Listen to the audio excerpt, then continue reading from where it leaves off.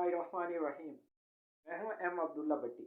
आज एक अहम प्रेस टॉक DGISPR और DGISI जो तारीख में पहली दफ़ा किसी भी DGISI ने ऑन मीडिया ऑन कैमरा आके अवाम के सामने पहली दफ़ा और इस तरह के सवालात लिए ये तारीख में पहली दफ़ा हुआ है कि पाकिस्तानी तारीख के अंदर किसी भी DGISI ने पहली दफ़ा मीडिया को अवाम के सामने और अलान तरीके से अवाम के सामने आके अवाम के जो सहाफ़ियों के सवालात थे उनको भी लिया और उनका बड़ी तसल्ली और बड़ा तसल्ली से जवाब दिया। इस हवाले से DGISPR ने एक प्रेस टॉक जो अरेंज हुई थी, ये जो की गई थी, इसका मकसद ये अरशद शरीफ वाले केस के हवाले से जो सवालात उठाए जा रहे थे और इसके साथ जो साइफर वाला मामलात थे और इमरान खान के साथ जो जुड़े हुए मामलात थे, तो उस हवाले से उन्होंने आके आज प्रेस टॉक की और इदारे का जो मौक़िफ़ था वो बयान किया। इस दौरान उन्होंने सबसे पहले DGISPR और जब DGISI ने प्रेस टॉक की तो उन्होंने सबसे पहले अरशद शरीफ की जो वफ़ात है उससे जो जुड़े वाक़यात थे उसके मुतालिक बात की। उन्होंने कहा कि अरशद शरीफ DGISI साहब ने ये कहा कि अरशद शरीफ पाकिस्तान की सहाफ़त का आइकॉन थे। वो एक फौजी के बेटे, एक शहीद के भाई थे। दुख तकलीफ की इस घड़ी में हम सब उनके साथ हैं।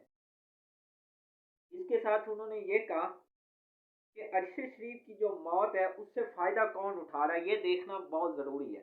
ये उन्होंने बहुत अहम सवाल उठाया कि इससे फ़ायदा कौन उठा रहा है। इस दौरान उन्होंने कहा कि अफसोसनाक वाक़ये ने पूरी कौम को रंजो गम में मुब्तला कर दिया।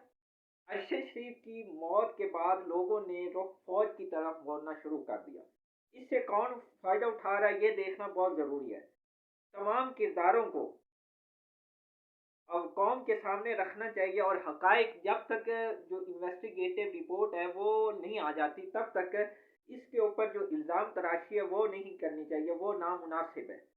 इसके साथ उन्होंने जनरल बाबर इफ्तिखार ने कहा कि साइफर और अरशद शरीफ के हवाले से जुड़े वाक़यात की तह तक पहुँचना ज़रूरी है ताकि कौम सच जान कर सके कि साइफर से मुतालिक कई हकाइक मंजर आम पर आ गए। पाकिस्तानी सफ़ीर को सियासी मकासद के लिए इस्तेमाल किया गया।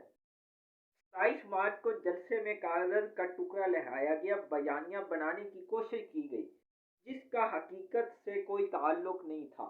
यानी उन्होंने ये कहा कि जो इमरान खान ने जो साइफर के हवाले से जो 27 मार्च का जलसा उन्होंने परेड ग्राउंड के अंदर किया था, अगर आपको याद होगा उनको, तो उसके अंदर उन्होंने सबसे पहले साइफर के हवाले से वो कागज का टुकड़ा लहराया था और ये बताया था मेरे खिलाफ इस किस्म की जो साजिश हो रही है और इसके पीछे ये लोग हैं, इस किस्म के सारे जो ये PDM को बनाया जा रहा है, इसको जो ये खरीदा जा रहा है, ये सारा अमेरिका करवा रहा है, इसके पीछे ये लोग हैं।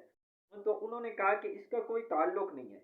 इसके साथ उन्होंने फिर मजीद ये कहा साइफर के हवाले से ISI ने कि साइफर से मुतालिक जो फाइंडिंग्स अवाम के सामने रखना चाहते थे मगर उस वक्त की हुकूमत ने ऐसे न करने दिया, मतलब इमरान खान की हुकूमत हम साइफर के हवाले से जो हकाइक थे वो रखना चाहते थे, लेकिन चूंकि उस वक्त वजीर आजम इमरान खान ने वो हकाइक कौम के सामने नहीं रखने दिए, इसकी वजह से ये सारे मामलात खराब हुए। अब इसके साथ उन्होंने मजीद ये कहा कि जो अरशद शरीफ है, जो इमरान खान है, उन्होंने जो इस किस्म के पूरी जो हालात वाक़यात और एक झूठा बयानिया क्रिएट किया गया। इमरान खान ने इस हवाले से एक झूठा बयानिया क्रिएट करके आवाम को इस हवाले से गुमराह किया गया।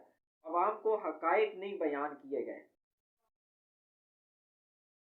और उन्होंने ये भी कहा कि आर्मी ISI ने ये भी कहा कि जो साइफर था उसके हवाले से आर्मी चीफ साहब ने 11 मार्च को वजीर आजम से जिक्र किया था, लेकिन वजीर आजम ने साइफर पर कोई ये कहा कि कोई बड़ी बात नहीं है इस किस्म की, लेकिन बाद में उसको अपना एक बयानिया बना लिया। इसके साथ फिर उन्होंने जब सवाल किया गया शरीफ के कत्ल के हवाले से, तो उन्होंने कहा कि आर्मी चीफ पर भी इल्ज़ाम लगाए गए। झूठे बयानिए के जरिए मुआशरे में गैर मामूली इज़्तिराब की सूरत हाल पैदा करने की कोशिश की गई। अरशद शरीफ मुल्क छोड़कर नहीं जाना चाहते थे। अरशद शरीफ मुल्क छोड़कर नहीं जाना चाहते थे। सलमान इकबाल ने चीफ एग्जेक्टिव अमार यूसुफ को हदायत की कि अरशद शरीफ को जल्द अज जल्द मुल्क से बाहर भेज दिया जाए। ارشد شریف کو دبئی بھیجنے کا انتظام اے آر وائی کی جانب سے کیا گیا۔ یہ بہت بڑا انکشاف کیا انہوں نے۔ اس کے ساتھ انہوں نے یہ کہا کہ ارشد شریف کو جو سیکیورٹی تھریٹ وہ وزیر اعلیٰ کے پی کے کی خصوصی ہدایت پر جاری کیا گیا تھا۔ تھریٹ الرٹ کا مقصد ارشد شریف کو باہر جانے پر مجبور کرنا تھا۔ بار بار انہیں باور کرایا جاتا تھا کہ ان کی جان کو خطرہ لاحق ہے۔ وقار احمد اور خرم احمد کون تھے؟ کیا ارشد شریف انہیں جانتے تھے؟ عام سوال انہوں نے اٹھائے کہ کیا اس حوالے سے جانتے تھے جن کے پاس گئے ہیں؟ کچھ لوگوں نے ارشد شریف سے لندن میں ملاقات کے دعوے کیے۔ کیا یہ دعوے بھی فیک نیوز اور ڈس انفارمیشن ہے؟ ان کا کہنا تھا اس کیس میں بہت سے سوالات جواب طلب ہے۔ افسوسناک واقعے کی شفاف اور غیر جانبدارانہ تحقیقات ضروری ہیں۔ ہم نے حکومت سے اعلیٰ سطح تحقیقات کی درخواست کی ہے۔ عالمی اداروں کی ضرورت ہو تو انہیں بھی شامل کرنا چاہیے۔ اے آر وائی نیوز نے اداروں کے خلاف رجیم چینج کا جو ایک منصوبہ بنایا تھا اور اس حوالے سے انہوں نے ایک اپنا جھوٹا پروپیگنڈا چلایا تھا اور اس حوالے سے ارشد شریف کی موت پر جھوٹا بیانیہ بنایا گیا، پھر لوگوں کو گمراہ کیا گیا۔ ارشد شریف کے قتل کے سلسلے میں سلمان اقبال کو واپس لا کر انہیں شامل تفتیش کیا جائے۔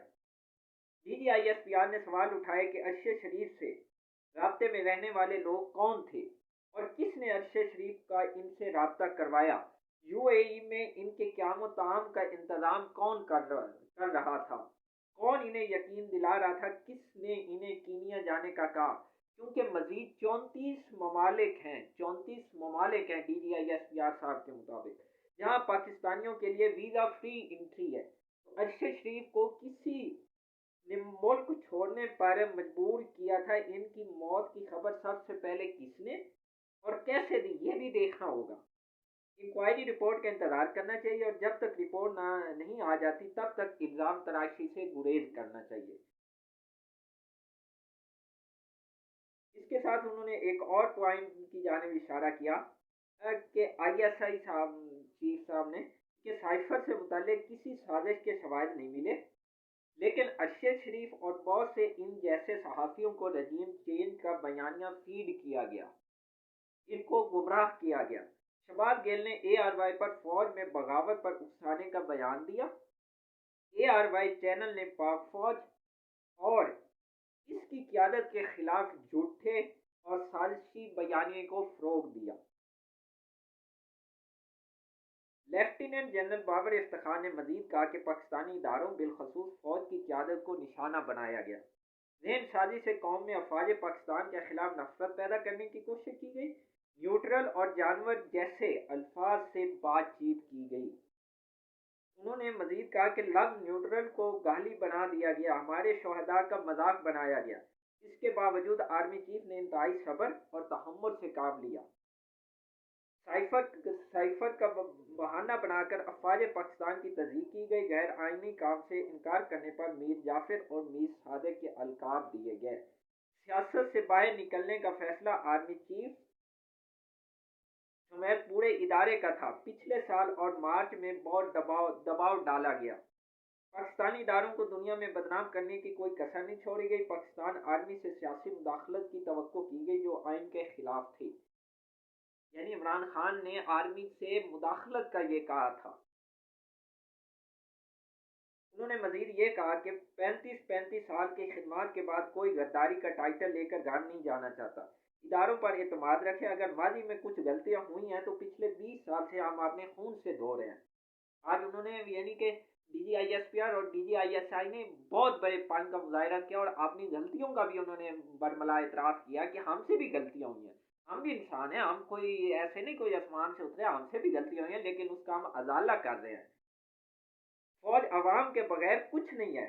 ہم کبھی انسٹیٹیوشن کے طور پر قوم کو مایوس نہیں کریں گے، یہ ہمارا وعدہ ہے۔ ہم کمزور ہو سکتے ہیں، ہم سے غلطی ہو سکتی ہے، لیکن ہم غدار یا سازشی نہیں ہو سکتے، سازشی کردار ادا کرنے والے نہیں ہو سکتے۔ اور اگر کسی کو ان سے پھر جب یہ نیوکلیئر کے حوالے سے سوال کیا گیا تو انہوں نے کہا کہ نیوکلیئر کا جو امپورٹنس ہے وہ سب نے دیکھ لی کہ آج جو نیوکلیئر کی امپورٹنس لوگ سوال اٹھاتے ہیں کہ اس سے کیا ہوتا ہے، उसका आपने देख लिया कि जिस तरह यूक्रेन के साथ जो कुछ हो रहा है, या अभी जब इंडिया ने पाकिस्तान की जानिब थोड़ी सी हरकत की थी, तो जब उनको मुंह जोर जवाब मिला तो उसके बाद वो बाज आ गया था। ये इंपॉर्टेंस है न्यूक्लियर की। अब इसके ऊपर ये देखें कि अरशद शरीफ के हवाले से जो फ़ौज के ऊपर इल्ज़ामात लगाए जा रहे थे, और इसके साथ जो इल्ज़ाम लगाए जा रहे थे अफ़वाज पाकिस्तान की जानिब, यानी कि अरशद शरीफ के कत्ल के हवाले से और पूरा उस हवाले से, आज उन्होंने बहुत अहम प्रेस टॉक की। DGISI ने खुद आके उस कौम के सामने ये पूरे सवालात लिए और उनके बरमला और खुले अंदाज से उनके जवाब दिए। किसी किस्म की कोई इबाहम, कोई उसके अंदर, यानी उन्होंने नहीं कहा। उसके ऊपर उन्होंने कहा है कि बिल्कुल ये एक मर्डर हुआ है और इसकी बरमला तहकीक होनी चाहिए कि अरशद शरीफ को यहाँ से किसने भेजा, उनकी पूरी सहूलत कारी कौन कर रहा था, वहाँ वो जिसके पास रह रहा था वो कौन लोग थे, खुर्रम और वकार नामी शख्स कौन थे।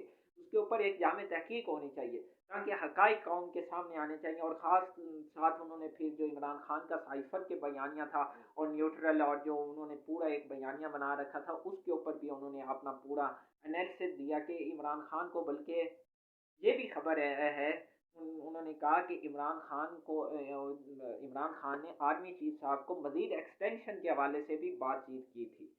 तो ये आज उन्होंने जो अहम प्रेस टॉक की थी, उसका कुछ ये लुब्बे लुभाव था जो आप तक पहुंचाया। अगर आपने चैनल सब्सक्राइब नहीं किया तो प्लीज़ चैनल को सब्सक्राइब कर लें और बेल आइकॉन पे क्लिक करें ताकि हर आने वाली वीडियो आप तक बर वक्त पहुंच सके। शुक्रिया।